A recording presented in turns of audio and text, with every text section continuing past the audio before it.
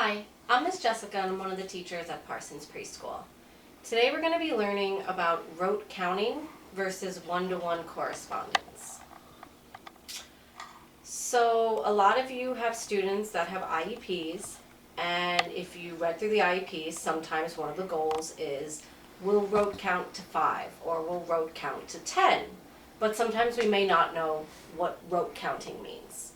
So basically, rote counting means your student will be able to count up to 5 or up to 10. So it's basically just going 1, 2, 3, 4, 5, 6, 7, 8, 9, 10. We want the kids to know what number follows what number. So today I want to help with strategies that you can use at home, since we're doing distant learning right now, to help your child meet their goals in mathematics. So one thing that I do when I teach rote counting is I use my fingers so that the kids kind of get an idea that consecutively the numbers build on each other. So I'll go 1, 2, 3, 4, 5. 5 fingers. You know, at a certain point it stops. So you can practice every night with your child going 1, 2, 3, 4, 5.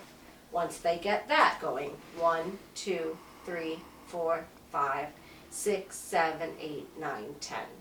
You could also go into YouTube and type in counting songs and practice singing the numbers with your child using the YouTube videos.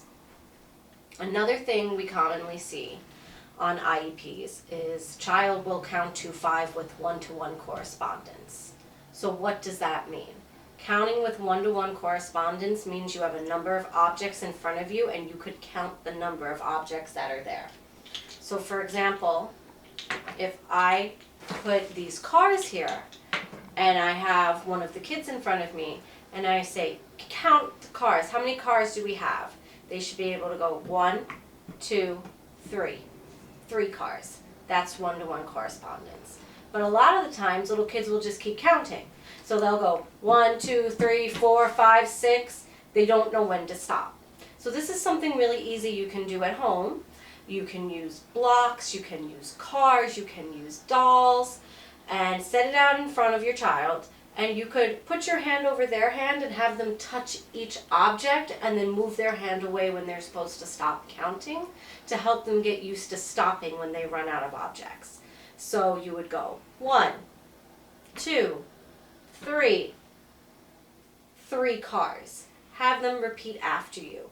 Then have them try counting by themselves. Once your child's able to count the objects that are in front of them, you could start asking them to hand you a number of objects. So once I have a student that I know if I put 10 blocks down, they'll count 10 blocks and stop at 10 and tell me it's 10 blocks. I'll start going, okay, can you hand me 2 blocks? Or can you hand me 3 blocks? So your child should ideally be able to go, if you go, oh, can you hand me 2 cars? They should be able to go 1, 2, and then stop. So that's one-to-one correspondence versus rote counting.